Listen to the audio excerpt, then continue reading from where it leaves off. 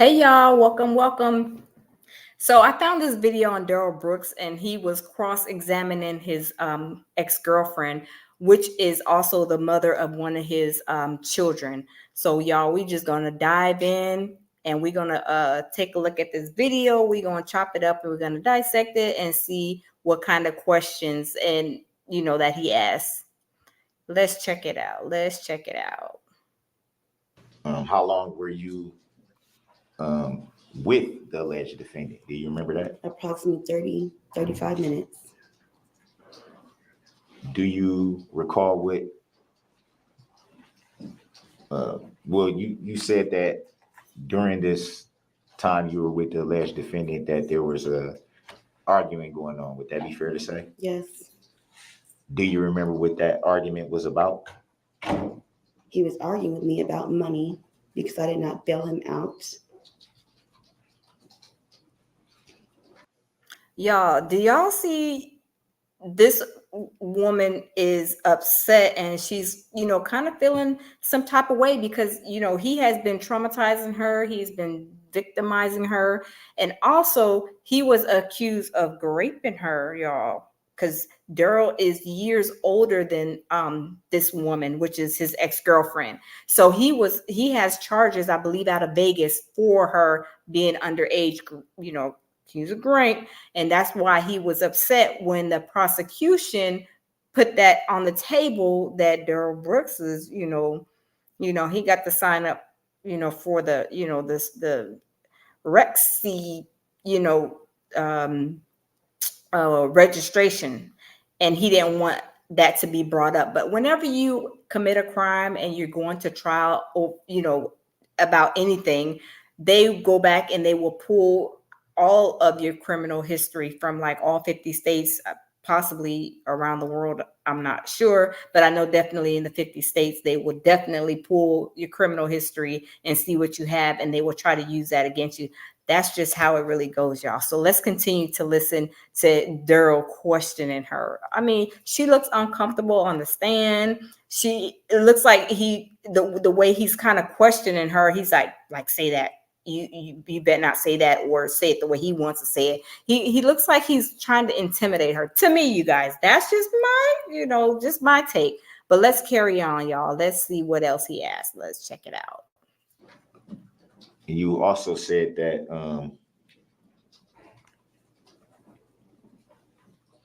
well, let me back up from that a little bit.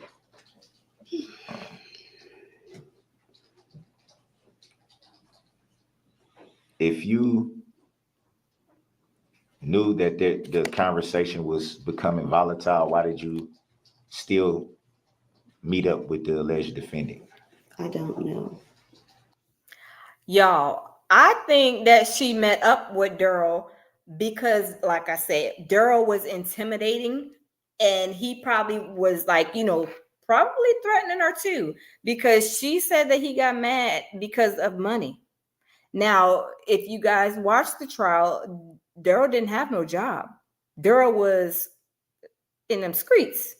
He was a street boy, pretty much. He wasn't trying to clock in nobody's clock. So he was using his baby, the mother of his child's, mother, to get money. And she was funding whatever he was doing with the money. She was giving him money.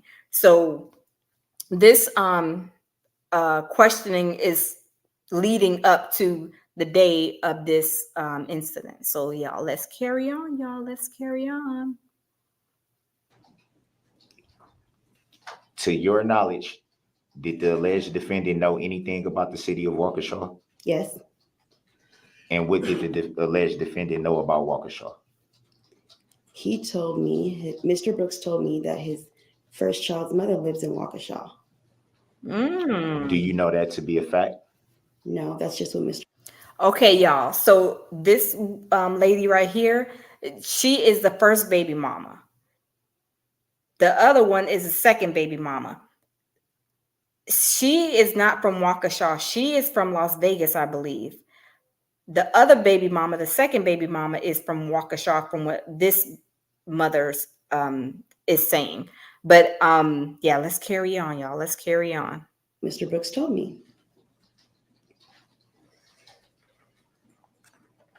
are you aware that uh, the alleged defendant in fact has no uh, mother of any child that lives in the city of Waukesha? Objection. If Mr. Brooks wants to testify, he should do so in a different statement. Y'all, what type of question is that? Darrell, I'm telling y'all. He did not read the law books, long enough. It takes a long time. It takes years for an attorney to become an attorney, a lawyer. Darrell Brooks was not even in the county jail long enough to even probably read not even one of them chapters in the law books, y'all. Let's carry on. Sustained. You don't need to answer that. Yes, ma'am. Other than what you can recall about what the alleged defendant told you that they knew about Waukesha, how did the alleged defendant meet up with you in the location that you gave? Mr. Brooks already knew where Frame Park was. Mr. Brooks previously had been to Waukesha plenty of times before. He's told me that. And when was that told to you, and what conversation? Was it that day? Before that, I'm not sure which day it was. I just know he knows about Waukesha.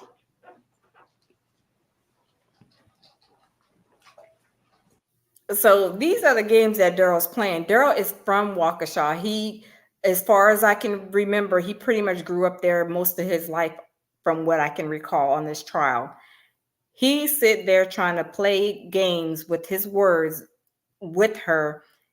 He knows that he's from there, but the narcs, that's just their behavior. But y'all, let's carry on. So would it be fair to say that when you told the alleged defendant where you were, that the alleged defendant knew exactly where you were? Yes. And how would the alleged defendant know that? Because Mr. Brooks already knew Waukesha. He knew exactly where to go. Y'all, he is asking irrelevant questions. We already know that, Darrell, you know that you are from Waukesha. Or do you not know, like you don't know your government name? I'm just saying. Let's carry on, y'all.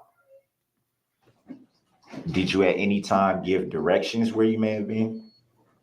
How could I give directions when I barely knew Waukesha myself? Y'all, she is look at the look on her face. She looks like she, of course, don't even want to be questioned by him. Like she don't ever want to say not one more word in life to Darrell. And sitting here on the stand, the way, she looks like she is boiling inside. Let's carry on, y'all. Is that a no? That's a no, sorry. That's okay. Thank you. So if you barely knew Waukesha yourself,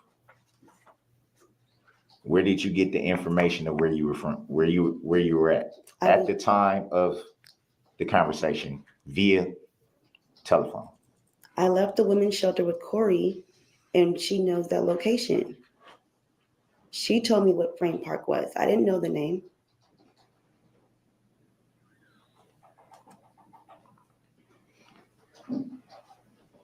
And would it be fair to say,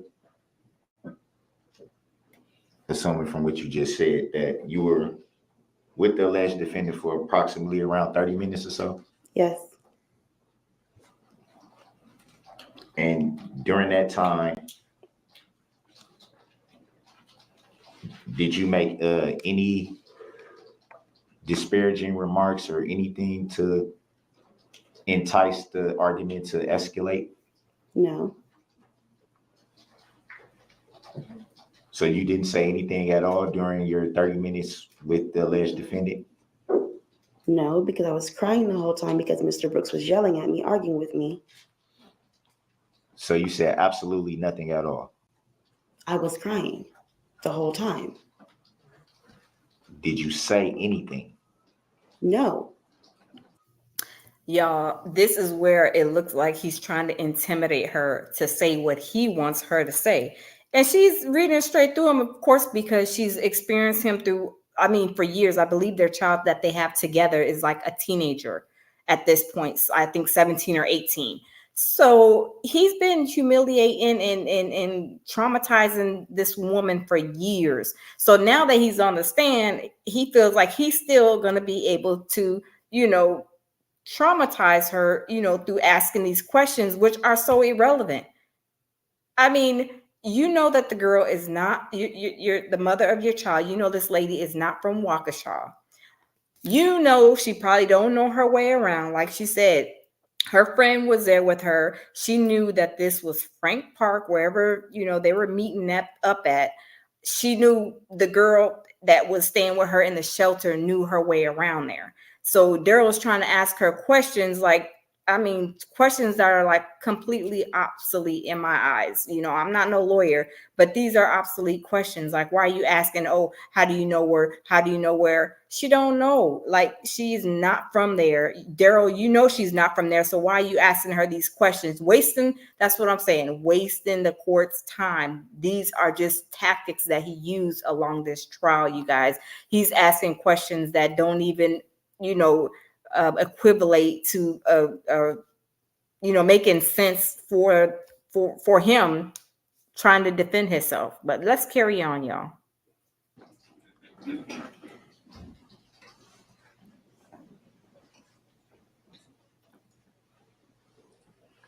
A few more. No.